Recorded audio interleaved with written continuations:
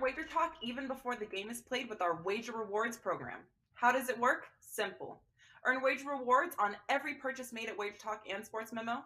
Those wager rewards can be converted into wager bucks on the first of every month. There is no additional fee to participate, and no additional details are required outside your valid WagerTalk or Sports Memo membership. On the first of each month, 5% of your wager rewards will be converted to wager bucks, which are available to purchase on all future purchases. Doesn't it feel good to be part of a rewards program with no additional hoops?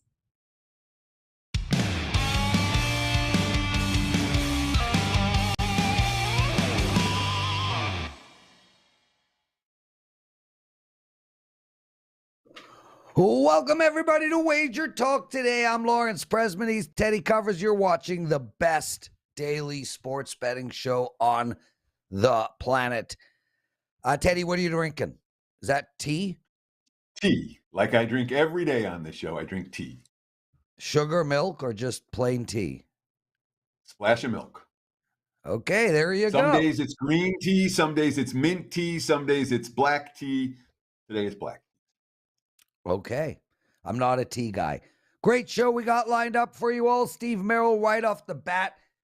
A lot of college football today, Teddy. Steve's going to look at Duke and Kansas, Charlotte at South Carolina.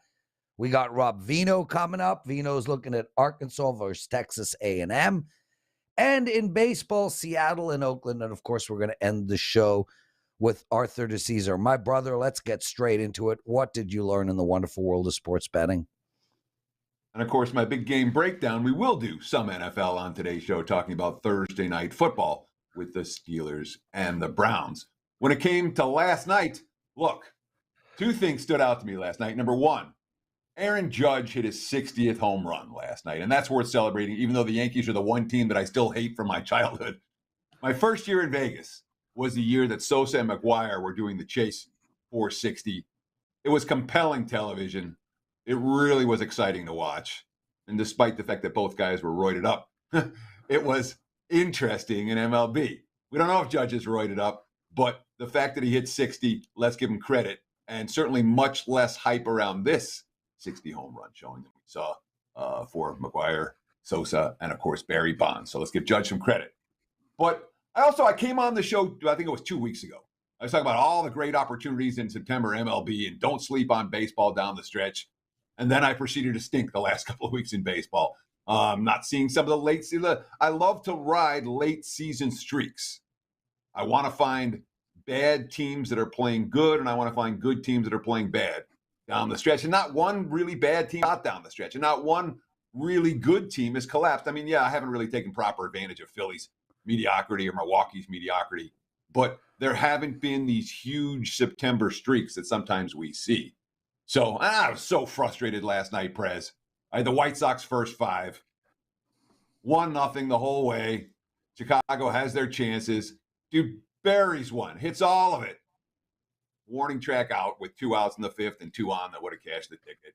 And then, of course, they break through in the sixth, and I lose 1-0 on the top five. So the bottom line is I'm going to keep looking every day in MLB, but I'm not convinced you're going to see much more baseball from me between now and the postseason. Unlike Prez, who, let's give you kudos, my friend, you went 4-0 in MLB last night, bouncing back nicely from a crappy Monday. Yeah, and I was chuckling to myself, Teddy, about exactly that.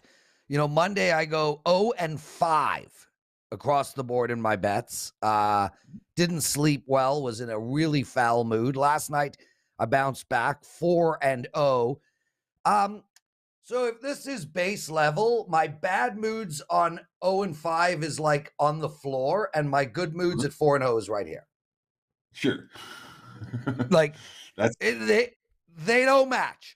But the beauty of this, Teddy, and this is what I was thinking about is, you know, look, I read emails that get sent to Wager Talk from the customers, and you'll have somebody on a 17-3 run. Speaking of which, Steve Merril is on a 17-3 run. But you'll have somebody on a big run, whatever, 20-5. And then the next day, 1 million people buy that guy, and he goes 0-3, and we get lambasted by emails. And it just got me thinking that this is exactly why and you talk about this all the time, buying these daily packages. I mean, way to add another variable into the equation. Not only do you have to pick the right day, then you have to pick the right handicapper, then he has to pick the right teams, then it has to win all on that. Just buy a week, buy a month. Go through these roller coasters with us, because on any given day, we're going to have a disaster. And on any given day, we're going to have a monster. I mean, the Gold Sheet had a 7-0 Saturday 2 Saturdays ago. Does that mean they're going to have a 7-0 Saturday again? No. But if you go, he might have an 0-4 Saturday the next time around. But if you add that up, that's 7-4 if you played the 2-week period.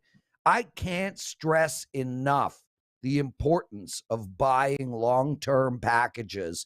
And I think my Monday and Tuesday are really a perfect example of that. A bunch of miserable customers on Monday and a bunch of ecstatic customers on Tuesday.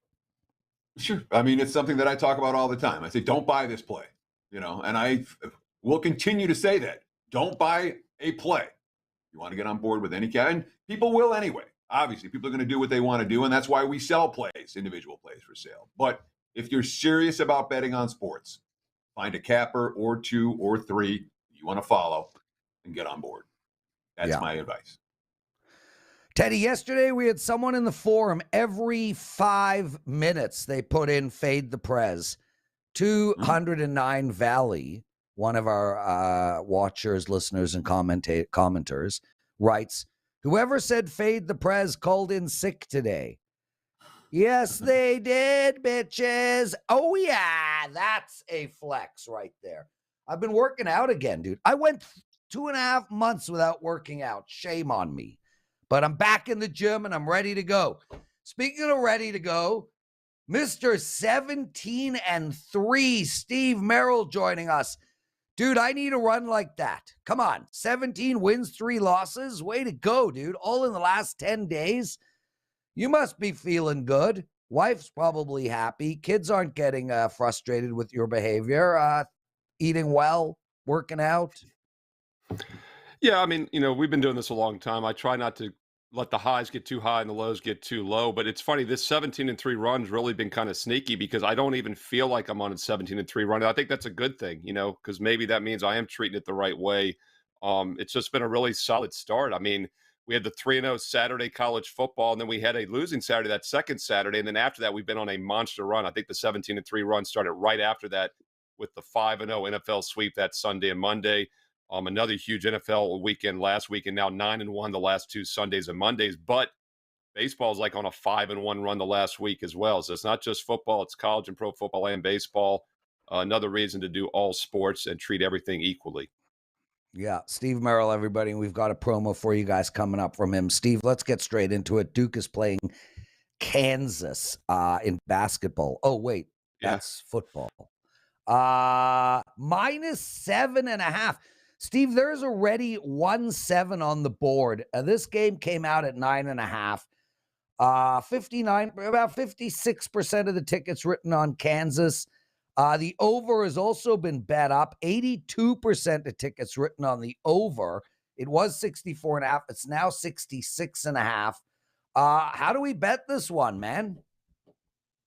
Yeah, I know you're not a huge college basketball guy, Prez, but that jumped out to me as well. So I'm glad to hear you say that. I mean, I saw Duke, Kansas. It was hard for me to think this is college football. That is actually one of the reasons I wanted to talk about the game. In fact, there's 7 basketball powerhouses that are still undefeated this year. North Carolina, Kentucky, Duke, Kansas, both 3-0 in this game. Syracuse, and I forget the other couple. I was doing some research on this game, saw that. I thought that was interesting. Oklahoma. But these are 2 teams. Not only are they basketball powerhouses, but they've been very weak in football over the years. That's why you think of them as a basketball powerhouse. And, of course, we got the national champs here in Kansas from college hoops. But don't look now and don't tell Kelly Stewart. This is becoming a football school. And we talked about this team last week right here on Wednesday.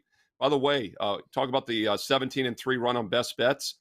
4-0 last week here on the show on Wednesday and Friday for my free plays. So seeing it very well, to say the least. And, of course, you'll remember I had Kansas last week here on the show as an underdog against Houston. And one of the things I said in that game was that Kansas is very underrated. They turned things around in the second half of the season. And Teddy talked about what a point spread darling and a wise guy play they've been here in recent weeks. But I also was playing against Houston in that game last week, because keep in mind, they were coming off 5 overtimes in their first 2 games of the season. I just felt like they were due to regress. So I'm not going to read too much into that upset win last week at Houston 48-30. The thing that jumped out to me in this game, though, is just the fact that Kansas is laying now more than a touchdown against anybody. Because I know they've had a miraculous turnaround here in recent weeks in the last 3 games of last season. But keep in mind, they were a 16-point dog 1 year ago at Duke, and they lost by 19 points in that game. Final score is 52-33. So have they become 23 points better in 1 year? I don't know. I mean, so this is a huge line adjustment. And then on top of it, it's always a red flag for me when a team's coming off back-to-back big underdog outright wins, and then they're laying more than a touchdown. So the question becomes, can we trust Duke in this role? And I think we can. I mean, this team is also 3-0 straight up and against the spread, just like Kansas. You can make an argument they're a bit underrated, and they're a good offensive team. They're averaging almost 8 yards per play. In fact, everyone talks about that great Kansas offense this year. They've put up 48 or more in all 3 games. Duke is averaging 7.8 yards per play. Kansas just 7.7. Now, I know they've played a much weaker schedule. I get that, but still, it's a very good offensive team. Defensively, they're giving up just 4.9. Kansas gives up 5.3. So Duke is better statistically on both sides. I realize that's against a weaker schedule, but my point is they can definitely win this game outright, and we get some value as long as it stays 7 or more. Teddy? I'm looking back. I'm trying to see the last time. I'm just going through year after year. The last time that Kansas was favored over a Power 5 conference opponent. I made it back to 2012 and still haven't found one.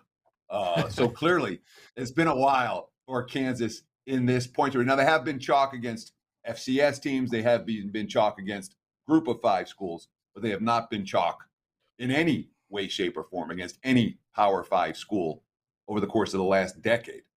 Here's my question for you. All right, Kansas has been a darling, a point spread darling.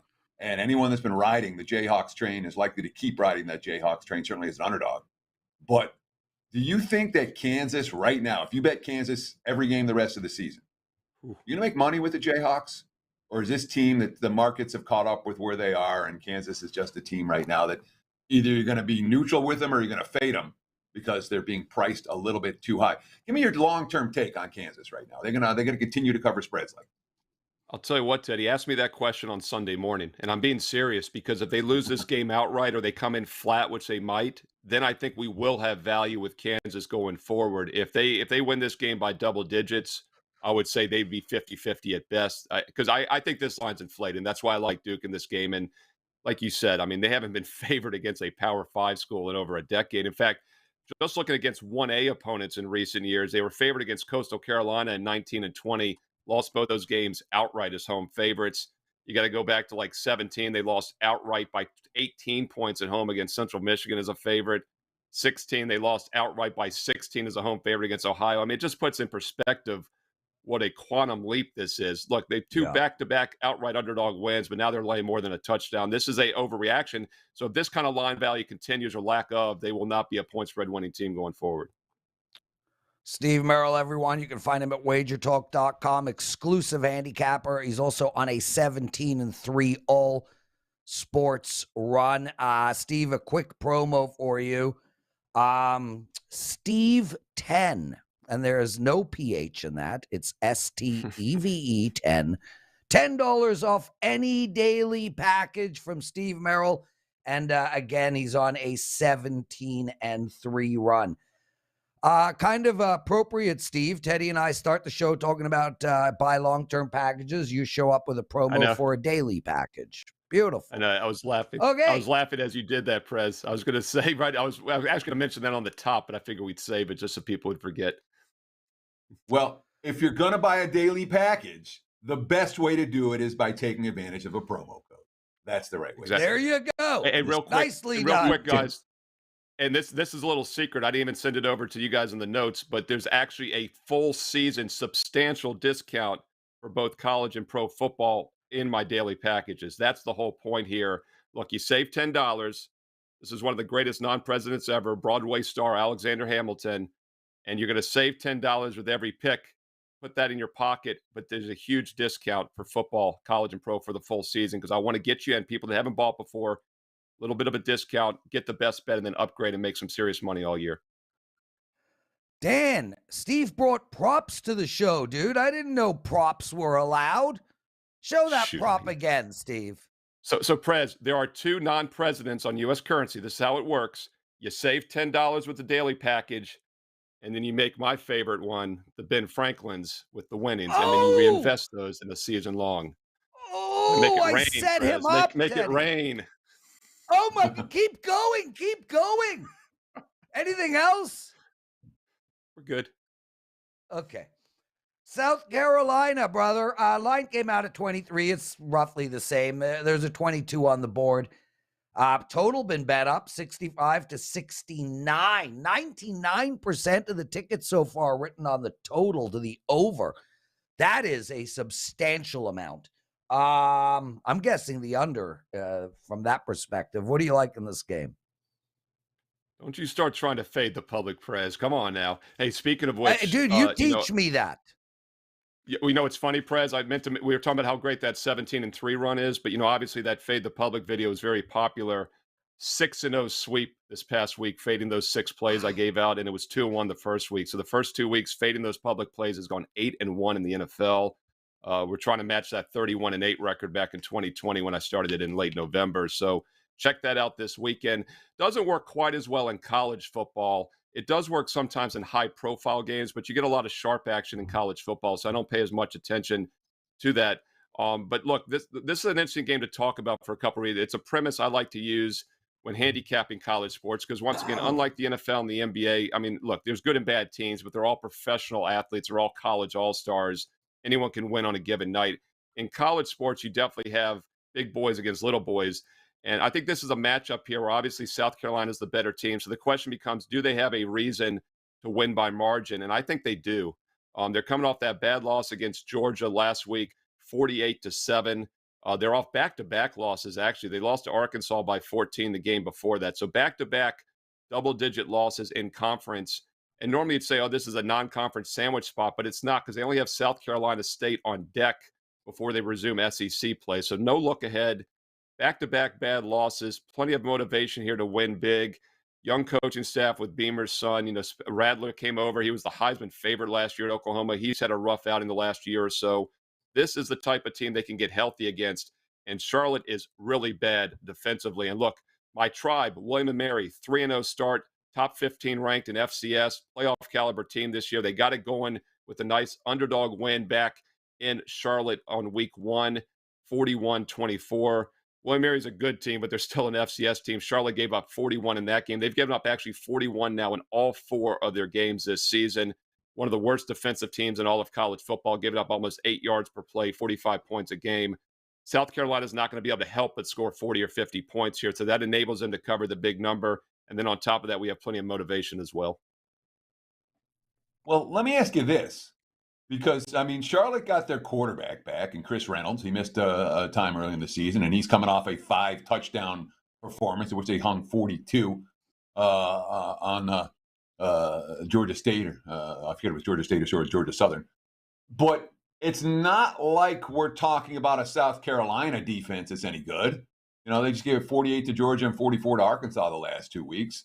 They're laying a big price against a team that they're not necessarily, I get the fact that they want to work out the offensive and defensive kinks against this team, but it's not like they're motivated to run up scores here.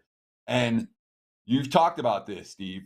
When you talk about bigger underdogs in college football, you want the teams that can score, not the teams that can defend, because the teams that score have a chance at the end, and the teams that can defend, they're just, if they get smacked, they're hopeless. Charlotte can score. Does that worry you here? Yeah, I mean, that's the one catalyst here that could help Charlotte keep it within 3 touchdowns is that, they did play better offensively against Georgia State. They beat them outright, as you mentioned, as almost a 3-touchdown dog. Keep in mind, they beat them by 1 point. South Carolina, ironically, played Georgia State in week 1, beat them by 21. That was their only win.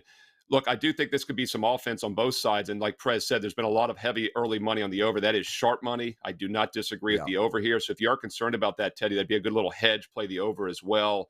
But once again, I'll go back to how bad that Charlotte defense is. Yeah, they put up some points last week. They gave up over 600 yards to Georgia State, over 600 yards to Georgia State. That would equate to about 800 yards for South Carolina. So I'm talking myself into the over as we speak. Yeah. Steve Merril, everyone. There you go. And the funny thing is, and both Steve and Teddy know this, it's those hidden plays that win. Steve comes on and talks about South Carolina, and we end up on the over. That's going to be the winning bet, Steve. Okay, you've promoted, you've bragged, you've had props, you've given out plays. It's now time to leave the show. Thank you, Steve Merril. And Steve will be hosting. Teddy, Steve will be hosting tomorrow instead of me. I'm taking Thursday off again to be with my dad. But that will end soon because they moved to Florida for the winter. Teddy, before we take a break, a couple of things that's going on in the chat room I want to talk about. Johnny Outlaw, really, really nice guy, just a truly loyal fan of the Wager Talk family. He writes, if losing a bet pisses you off enough to ruin your day, you need to quit gambling. Now, I agree with that. But there is, and I'm always pissed off when I lose bets. Yeah. I'm the most pissed off man on the planet when I lose bets. But the reason is, it's because of you guys that I'm pissed off. I don't, honest to God, I roller coaster all year. I've been a professional bettor for 25 years. I'm going to win. I'm going to lose. I'm going to win. I'm going to lose. I'm going to win. I'm going to lose. The bottom line for me is I'm pissed off because of you guys. You know, you put a release a play on a Monday, you get hundreds of people putting their hard-earned money on your advice, and then you suck. Man, that is really hard for me to take. So it's not the betting that upsets me, Johnny. It's the trust and loyalty that you guys put in me, and then I let you down. Anything, Teddy? I agree 100% with that assessment, for sure. And most of the time, if I lose a bet, it doesn't ruin my day. But sometimes it does. Sometimes you're just walking around pissed off, you know. And sometimes you're like, all right, I give myself a period of time after a tough loss, 15 minutes, 10 minutes, you're allowed to be pissed. And then you have to, compartmentalize it and put it in the drawer and work on the next day. So you really try not to make up. It can mess up your half hour, but you don't want it to mess up your whole day. When we come back, big game breakdown. We're going to talk Thursday night NFL, Steelers and the Browns. Stay tuned. Wager Talk Today continues.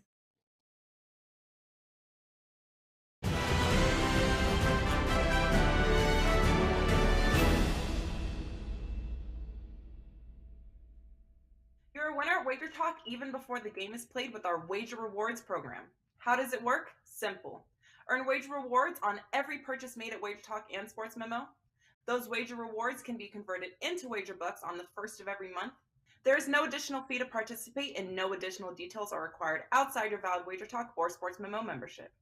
On the first of each month, 5% of your Wager Rewards will be converted to Wager Bucks, which are available to purchase on all future purchases. Doesn't it feel good to be part of a rewards program with no additional hoops?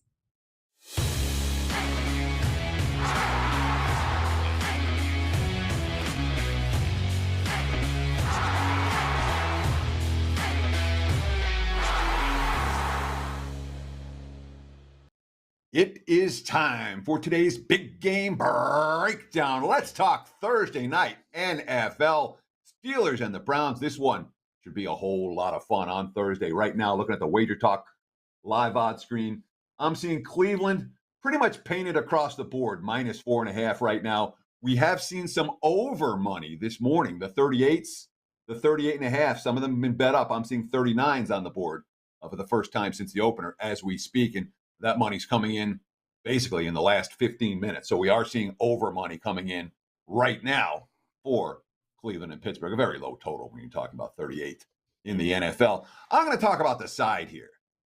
And I want to ask this at the top of the game analysis. Can we predict ever who's going to win the turnover battle? And I'm going to make a case in this game we can. Where are NFL games won? They're won in the trenches. Where are NFL games won, especially on Thursday night when there's less time to recover from last week and less time to game plan from this week? In the trenches. The Browns have an elite pass rush, even with Clowney out of the lineup. Pittsburgh still has a Myles Garrett problem. The Steelers' offensive line is not fixed. They scored 14 points against the Pats last week. They were outgained by more than 200 yards against Cincinnati in the opener. Trubisky, 5.1 yards per attempt, 4.6 air yards per attempt for completion last week. Remember how the rookie wide receiver Pickens out of Georgia was going to be the next star after week 1 of the preseason? 2 catches for 26 yards this season. Chase Claypool, 8 catches for 44 yards. Deontay Johnson, 13 catches. Their leading receiver, 112 receiving yards. This is not an offense that is clicking. Mitch Trubisky is struggling. The offensive line is struggling. And that's going to be a problem against Cleveland's pass rush. And, of course, Trubisky throwing bad picks last week.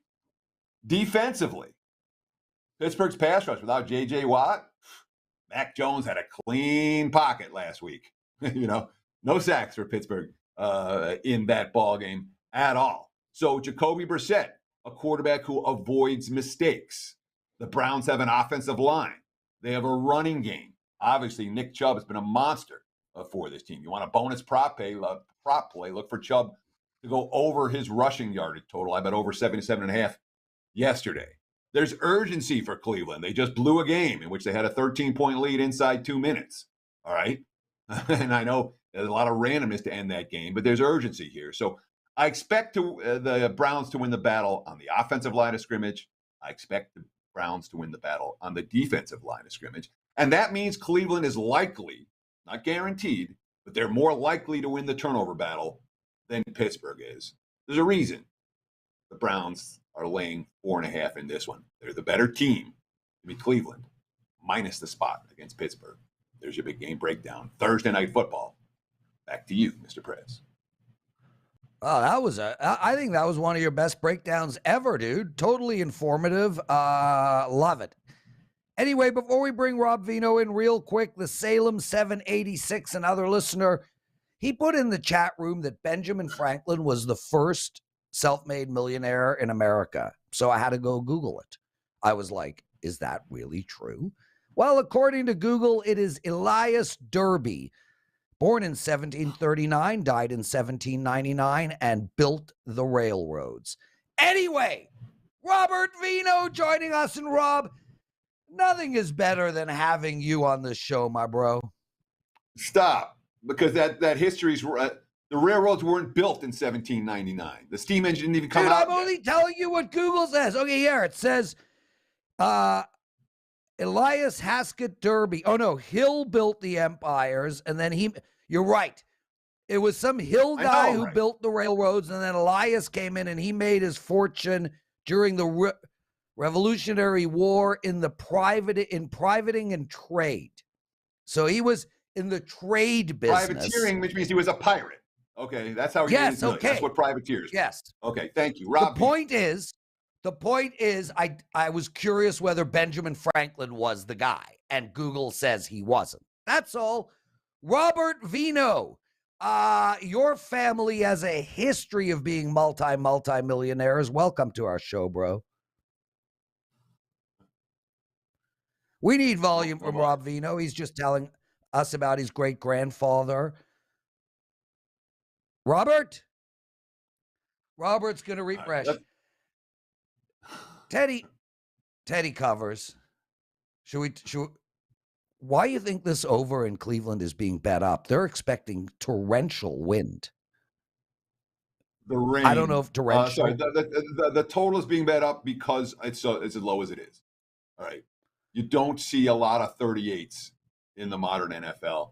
And when you see, again, the rain, even torrential rain, doesn't necessarily kill over better. Now, I used torrential in the wrong. It's the wind. They're expecting a lot of wind. All right. Well, let's take a look at the actual weather forecast. And again, anything now, Dan? I tend to see a lot of overreactions to weather.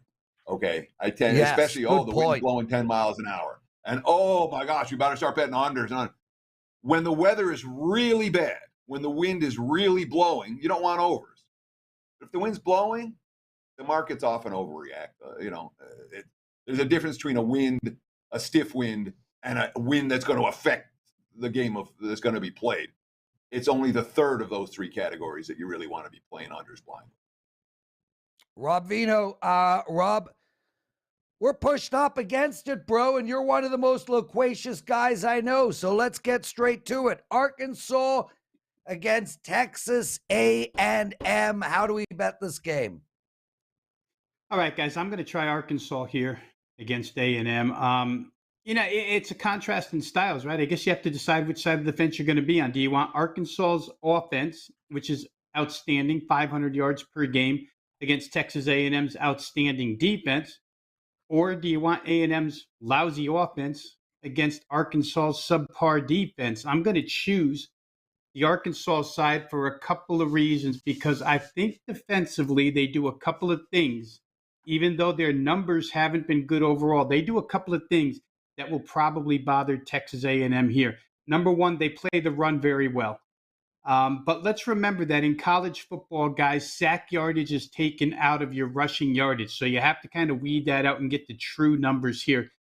For true rushing numbers on the season, defensively allowed by Arkansas, they are giving up about 4.4 per carry on the ground. That's because there's so much sack yardage involved here. Here's a team that's recorded 17 quarterback sacks already, minus 129 yards for the other side. I think the fact that they play the run pretty well and the fact that they get after the quarterback, Max Johnson in this case for A&M, should be okay for Arkansas on the defensive side. Offensively, I think they'll move it. A&M's been great on the defensive side as far as not allowing points, but they did allow Miami 4 opportunities to score last week, 4 red zone trips for the Canes, only resulted in 9 points. I feel like Arkansas is a more physical, powerful team that can score more than 9 points if given 4 red zone trips. KJ Jefferson and company probably likely to get those. Arkansas guys Texas A&M's offense all season long so far, 29 possessions on the offensive side, only 3 trips inside the red zone. It's just been a nightmare for Jimbo Fisher and company offensively. They've only run 90 total plays the last 2 weeks. I mean, you go on with these bad offensive statistics for the A&M Aggies in this case. I'm going to try Arkansas here on the neutral field. They are 4-0 against A&M, against the spread last 4 years. I think it goes to 5-0 here. Give me Arkansas plus the short price.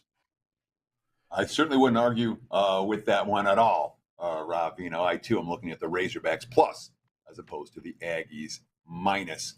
Let's take a look at some MLB. We want to put a little baseball in every show. We're still in the midst of baseball season. We want to make sure that at least one of our guests or me talks about what's going on down the stretch. And you brought up an interesting game right here, Rob. Seattle and Oakland, Ray versus Caprillion. Right now, I'm seeing the Mariners, minus 205, minus 210. Heck, there's minus 220s out there. Look at the WagerTalk live odds screen. Total sitting at 7, juice to the over.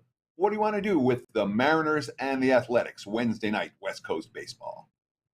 All right, I took the Mariners, but I shaved the price down by laying 1.5 runs with the visiting team here, minus 1.5, minus 115. Robbie Ray's been extremely tough on the A's all season long. 3 starts, 2.41 ERA, 1.07 WHIP, 28 Ks, only 5 walks. Walks have been historically the problem for Robbie Ray, not against this team. He's had a couple of double-digit strikeout efforts against this squad as well.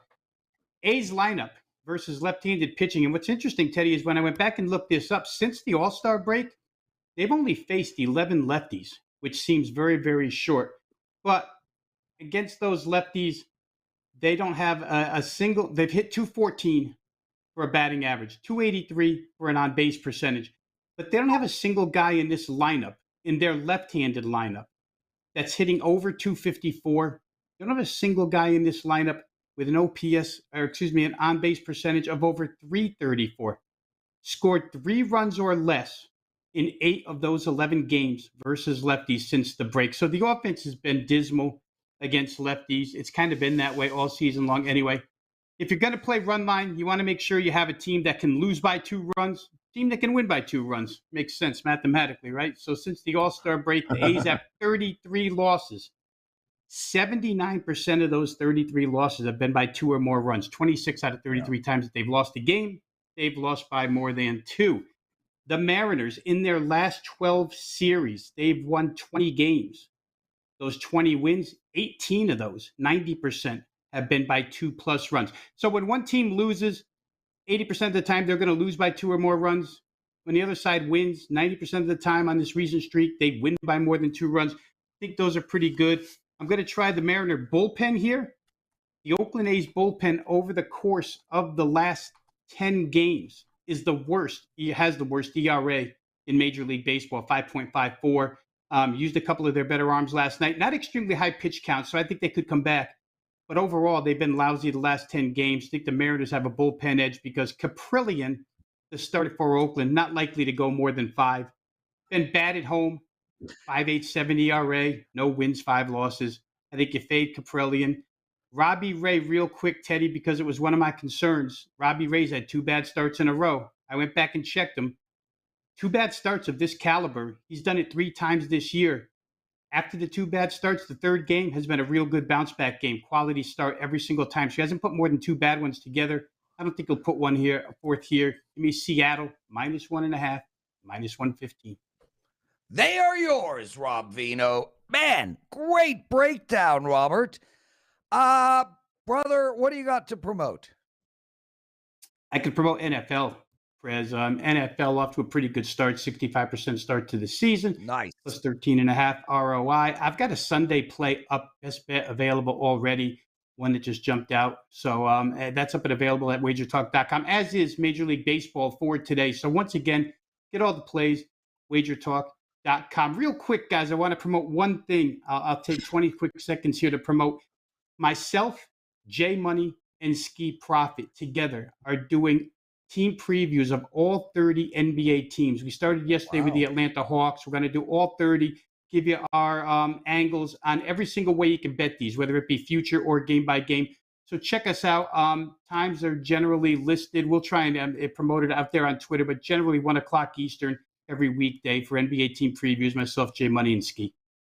Wonderful. Rob Veno, everyone. Rob, thanks for joining us. Guys, we're going to add 5 minutes to the show so that Art can get a full segment in. Teddy, Carmine Bianco in the chat room just pointed out 10-0 in the circa millions to start. Way to go, Carm. That's outstanding, brother. Keep it up. Okay, let's bring in, this is my favorite guest of the week. I mean, between him and Sharapan, the amount of information is unreal. Art Dicesare joining us, everyone, at ArtDice21. Our pleasure, Arthur. Good morning, gentlemen. It's a pleasure to be here. So is it Arthur, full name? That's the full name, Arthur. Correct. Yeah. Okay.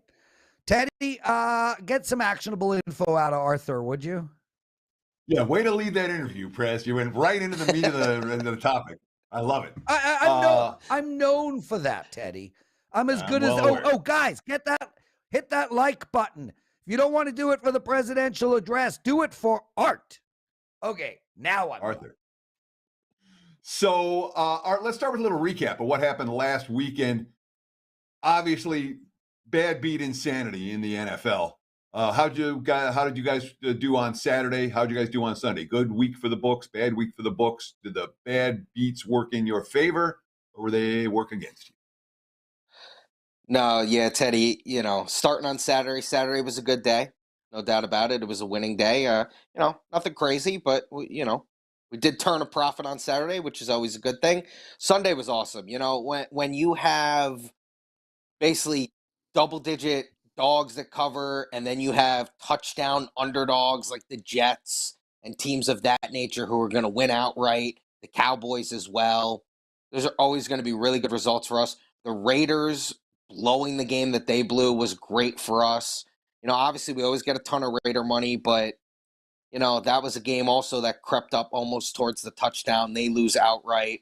We gave a little back on Monday. Monday wasn't that great. Buffalo wasn't a great result for us, and the game went over. So not great. Eagles as well, but I look at the overall weekend as Saturday through Monday.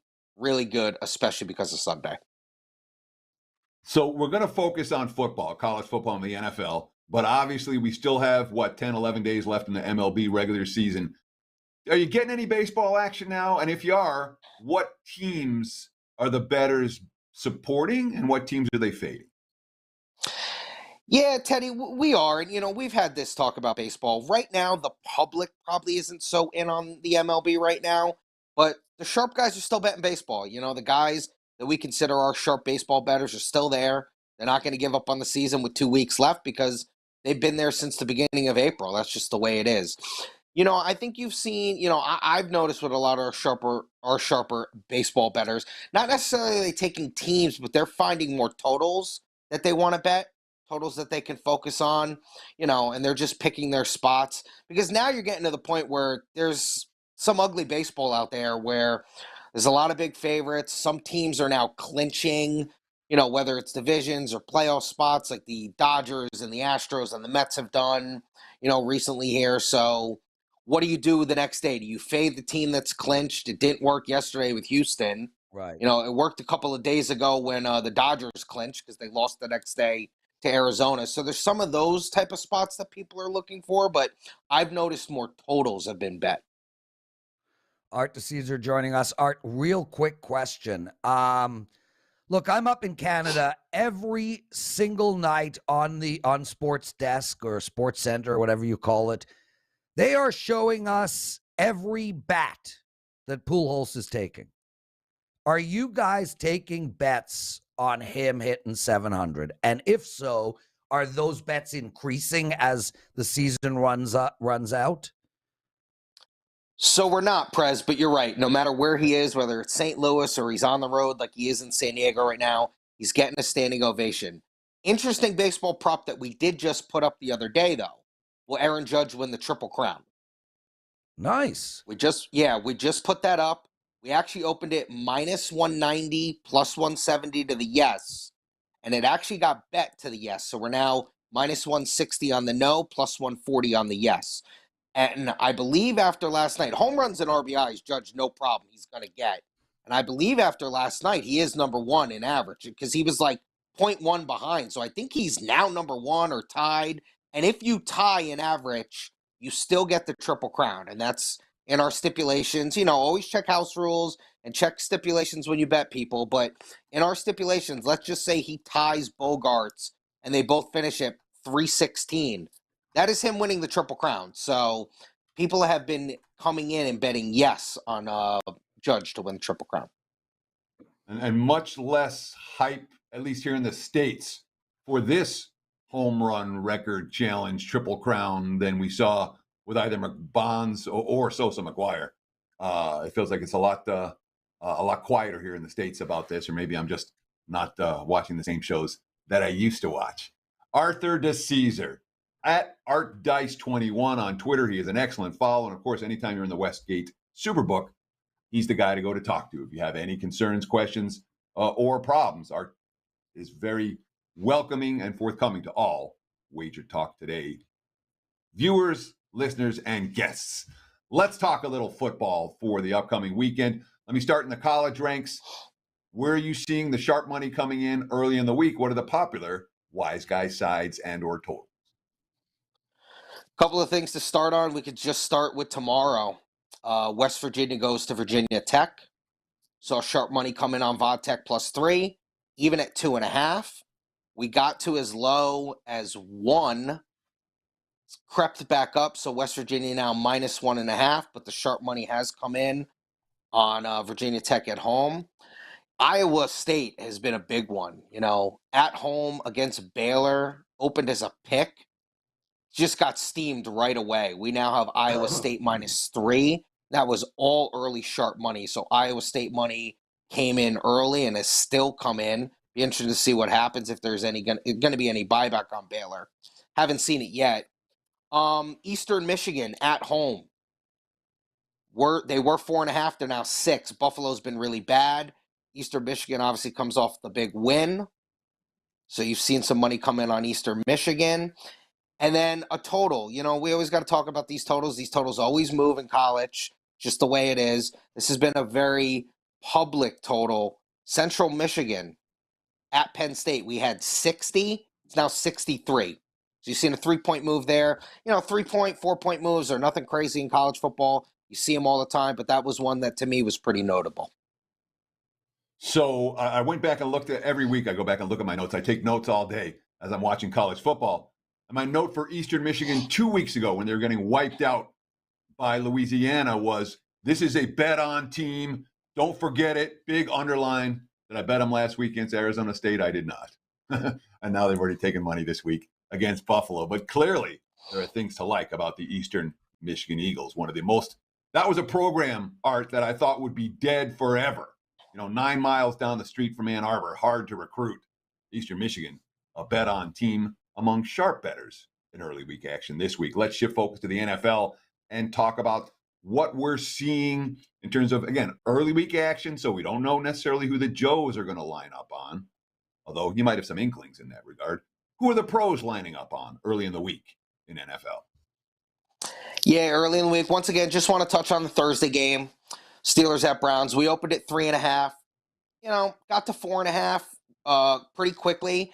And then we actually got to 5 for a little bit. And we actually had a sharp player by 5 on the Steelers. So there was some sharp play at 5. We're now back to the 4.5. I know you mentioned the total, Teddy. We had it 40.5. We've gotten to 38. Haven't moved off the 38 yet. I'm with you. There probably will be some public buy on the over because that total is just so low. People overreact. There was all these overreactions to the weather on Monday night in Buffalo, and it didn't matter. So, I think sometimes people overreact to these weather things. Carolina, divisional dog at home. They got the Saints coming in. It was 3. Sharp players were very happy to take Carolina plus the 3. It's now Saints minus 2.5. Once again, that goes to that divisional dog type of thing. Some early sharp money's come in on the Lions-Vikings over. It was 51.5 as an opener, which is a big opener. We got to 53.5. We've now actually gone back to 52.5. So a little bit of buy back to the under. And then that Sunday night game is really interesting. The Niners go to Denver. That was a Niner game. That was Niners basically getting 2. There was money that came in real early on San Francisco. Denver's got injury concerns. And then, Garoppolo, makes the Niners a play team now. People want to bet on the Niners. No Trey Lance. So we got the Niners minus 1.5 now. And like I said, the early money on San Francisco was sharp money. So you've seen a, 3.5 point move there on the Sunday night game. Teddy? Arthur Dicesare. I was waiting on you, dude. Well, we got a little bit confused. Prez and I are slack. If you can see the slack between Prez and I right now, So what I wrote to him, okay, I'm like, Art, I'll ask Art NFL, then you close them out and do your presidential address. We'll close the show. So he writes me back. He's like, are you done with them? I'm like, dude, it hasn't changed in the last 2 minutes. It's still, I'll ask Art NFL, then you close them out. Okay. So then he asked me one more time. So then you have a follow? I'm like, no. You done now? Oh, goodness. Yeah, I'm done. I'm done with just tell me when you want me to close the show, dude. It's all good. Thank you. Arthur Dicesare, what do you want to promote over at the Westgate Race and Sportsbook, the Superbook, the world famous Superbook? What do you have to promote? Yeah, guys, I love that I come on Wednesdays. Listen, I'd come on any day with you guys if I could, but Wednesdays is perfect because, I can give you that Thursday 105 promotion. About midday, I'd say 2, 3 o'clock, you come into the Westgate and we're, dealing minus 105 on sides and totals in college and the NFL. You save a little bit of, juice. So you just come in and, that basically is going to run, like I said, from 2, 3 to basically when we're going to close 10, 11 o'clock. So, you come in, minus 105 Thursdays. And then, we still have a really great app promotion going right now. Brand new users who come in and sign up for the app. You're going to, bet 100, get 100. It's a promotion that we had last year, but it was only 50. So we doubled it this year. So, as always, Teddy, and you mentioned as well, if anyone ever needs help with that, getting a minus 105 sheet, getting drink tickets, getting seats, getting signed up for the app, come down to the Westgate, talk to Arthur Dicesare, and I'll be more than happy to help you with whatever you need. Bam! Arthur Dicesare at ArtDice21 is Twitter. Make sure to follow him. Awesome guy. Has really good chemistry with me, not so much with Teddy, but that's okay. It happens. I do love the guy, Teddy. I mean, it's just so great that he gives us his time. Okay, we're over 100 likes. Let's go, Danielson.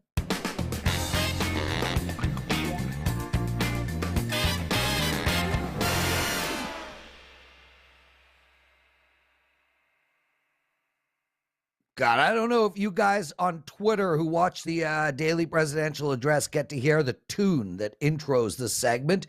It is so funky. Ooh.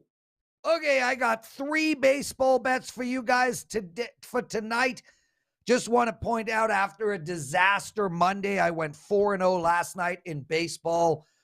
Super pumped about what I've done in the baseball betting this season. Anyway, 3 bets for tonight. Let's get into it. I like the San Francisco Giants minus 135. A lot of guys in the chat room today have been talking about the Giants, and I am with you, boys. I also like the Detroit Tigers over the total of 8. And the New York Yankees and Pittsburgh Pirates over the total of 7.5. One of my plays yesterday was the over in that New York Yankee game. Somewhere around the 4th inning, I had considered it a loss. Bam, goes way over the total. So always remain calm and wait for the game to end. Anyway, Giants minus 135, Tigers over 8, Yankees over 7.5. I got a 5% college football play up for Saturday. It just went up about an hour before the show. And I am filming the NFL presidential address in 15 minutes. I worked probably 6 hours last night on that NFL presidential address. I had these headphones on, popped some edibles, listened to the Grateful Dead, and wrote for 6 hours. It was actually an awesome night.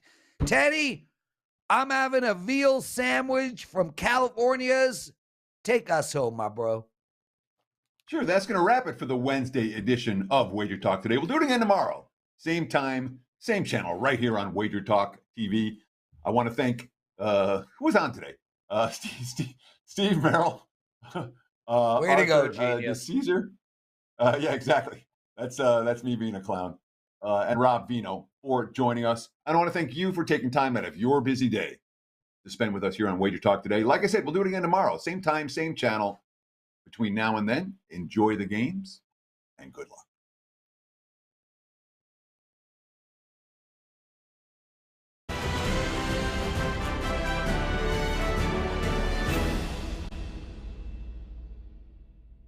You're a winner at WagerTalk even before the game is played with our Wager Rewards program. How does it work? Simple. Earn Wager Rewards on every purchase made at WagerTalk and Sports Memo. Those Wager Rewards can be converted into Wager Bucks on the 1st of every month. There is no additional fee to participate, and no additional details are required outside your valid WagerTalk or Sports Memo membership. On the 1st of each month, 5% of your Wager Rewards will be converted to Wager Bucks, which are available to purchase on all future purchases. Doesn't it feel good to be part of a rewards program with no additional hoops?